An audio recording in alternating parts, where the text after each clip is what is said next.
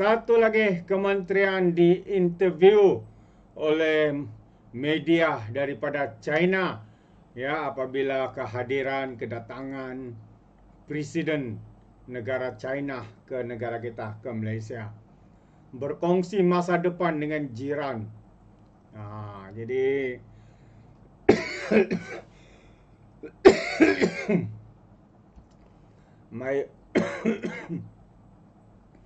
ayo kita tonton interview bersama dengan Menteri Tengku Zafrul bersama dengan media China.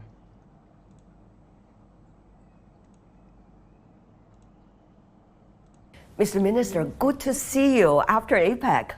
Yes, good to see you again. Welcome to Malaysia. Thank you so much. I feel at home here. Having said that, though, Chinese President Xi Jinping is to visit your country very soon. What is your expectation, particularly at this very critical juncture, not only for China, Malaysia, but also for the world? Yes, well, first of all, we're very happy that President Xi is making time to come to Malaysia. China is a very important trading partner for Malaysia, and it's also one of the largest investor into Malaysia. And especially today, when we have various challenges in the trade front, it's always important that we strengthen and reinforce with all our trading and investment partners, and China, of course, is one of them. So we're looking forward to that. We want to improve on the trade collaboration that we have with China. And this visit actually is not for the crisis management of the trade situation of the world. It's long earlier committed. Yes, you're right. I mean, this planned much earlier. And of course, coincidentally, it is happening at a time when the world is facing these new challenges on tariffs. So, Mr. Minister, I understand the Chinese president is to meet, of course, the Malaysian president, but also at the same time meeting the Malaysian Prime Minister. You are right before this interview off from an important meeting with the Prime Minister.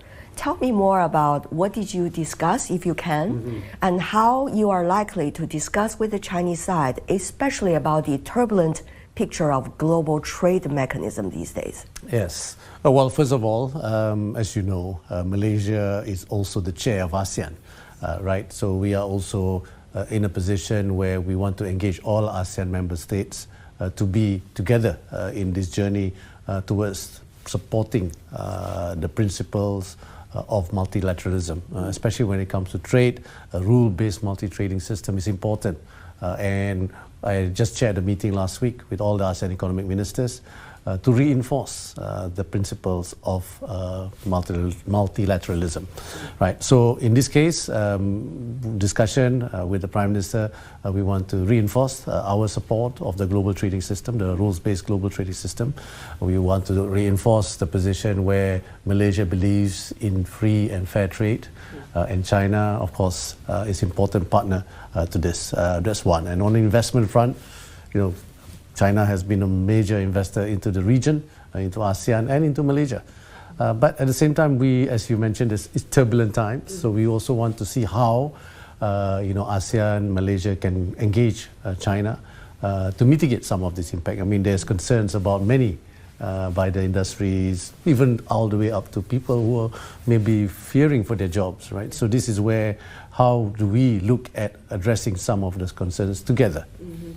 And particularly this time, the Chinese President Xi, before making the trip to Southeast Asia, he had a big meeting in China talking about shared future with the neighboring countries. Now, earlier there is community of shared future for the world, but this time he particularly highlighted the neighboring countries. How is that being digested in this part of the world? For example, in your work. Yeah, I think what's important is consistency, consistency in policy, so that people can plan. And what you just said is actually a follow-through of what has been discussed. I mean, Belt and Road Initiative is one, right? It's about strengthening the whole supply chain with neighbors, strengthening the importance of collaboration with neighbors. So, I mean, there are challenges also sometimes, even with neighbors, right? Even with brothers and sisters in families, we have problems.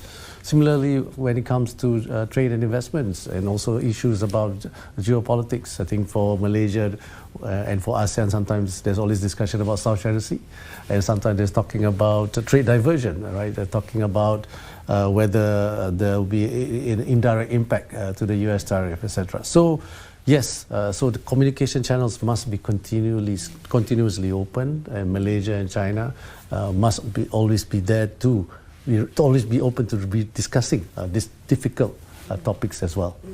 You were at the economic ministers meeting among the ASEAN countries earlier, and I read the 8-point statement afterwards very closely, not only reinforcing the stance on multilateral approach, but also express concerns about the current confusion and chaos.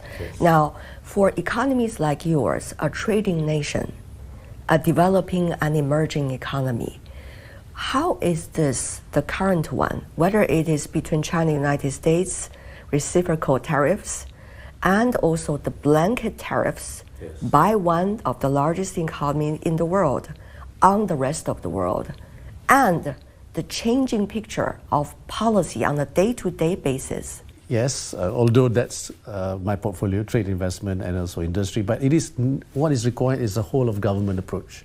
If you look at it, that's why we had this meeting earlier chaired by the Prime Minister. We activated our National Geo-Economic Command Center, where all the relevant ministries and agencies are there, because to navigate the tariffs. Because you need a whole of government approach. In fact, when you want to find solution, you need a whole of nation approach, where you have to engage the industries, the other stakeholders that are also affected by the global trade tensions, which the spillover is impacting everyone, right? Impacting global economy, impacting inflation, impacting etc. So we need to make sure that we are ready and try to mitigate this as much as possible.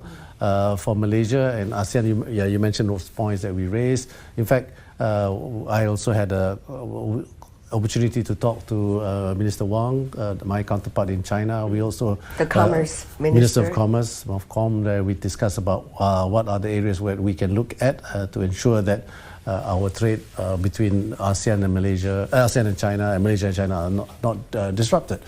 And finally, I think what is key to me. What have you figured out? Yeah, what I figured out is one thing that is certain is uncertainty. That is an understatement sometimes. So we hope it is an overstatement.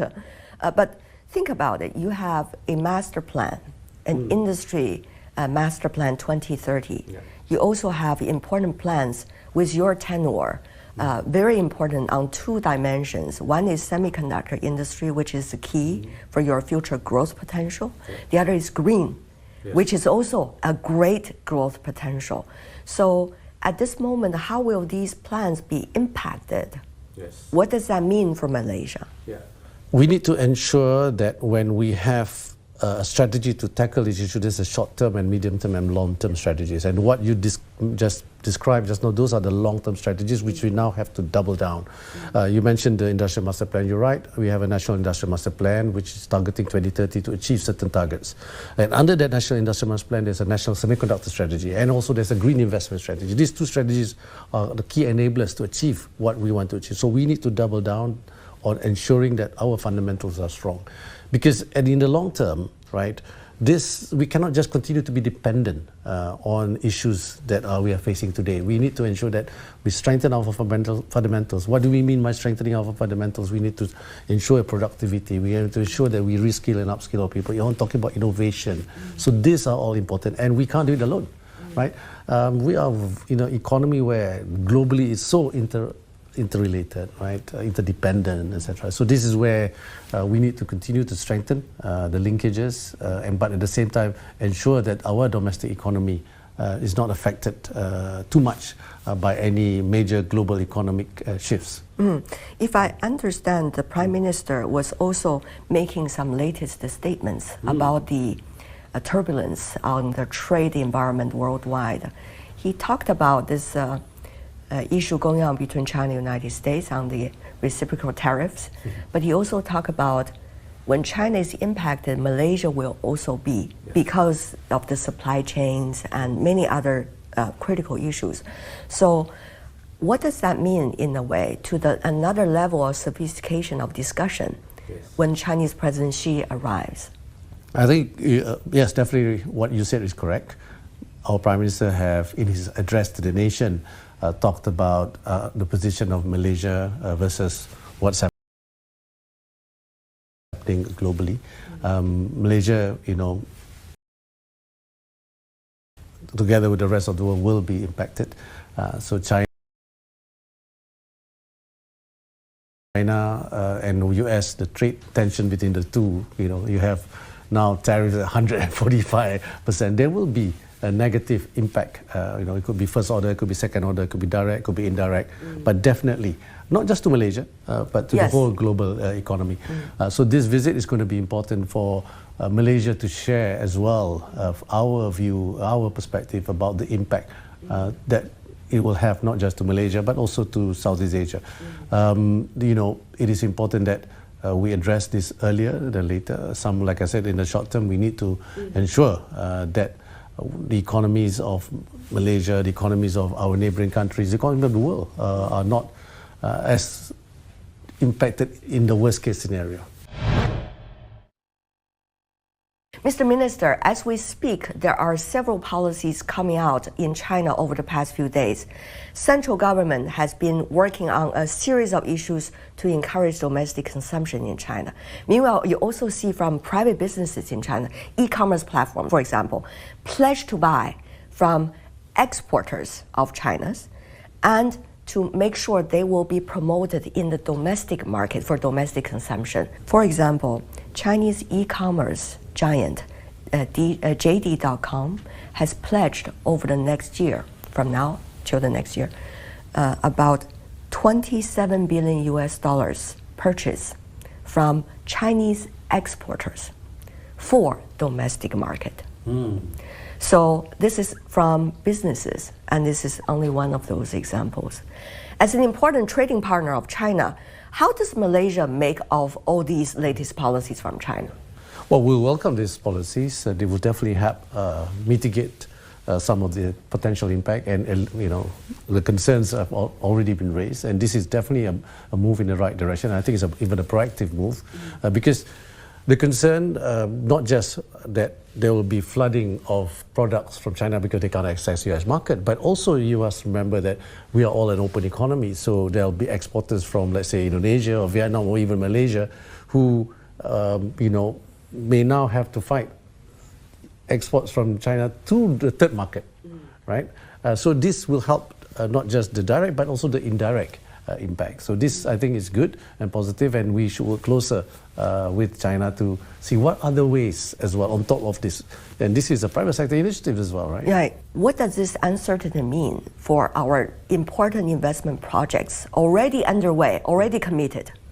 Yeah, we have been engaging the investors, especially investors who are investing for exports, right?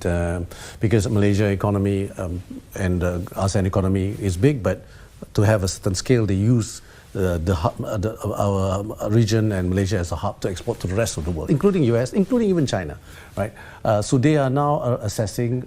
To be fair, I can understand their concerns. So what is, again, it's important that we try and see how the government can also support, because the debate now, like you said in your earlier remarks, things are changing by the day. Indeed. Right? So for companies to make a decision, the feedback that we get is still early days.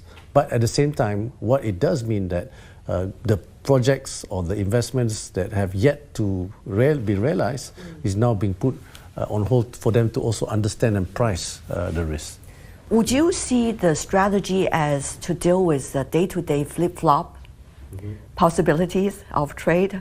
Or do you see that you and your colleagues have to wait for the long-term result eventually to make changes and also to adjust? Yeah. No doubt we will continue to engage. And at the same time, we as a bloc and Malaysia as well will continue to build the bilateral and multilateral relationships with the BRICS, GCC, EU.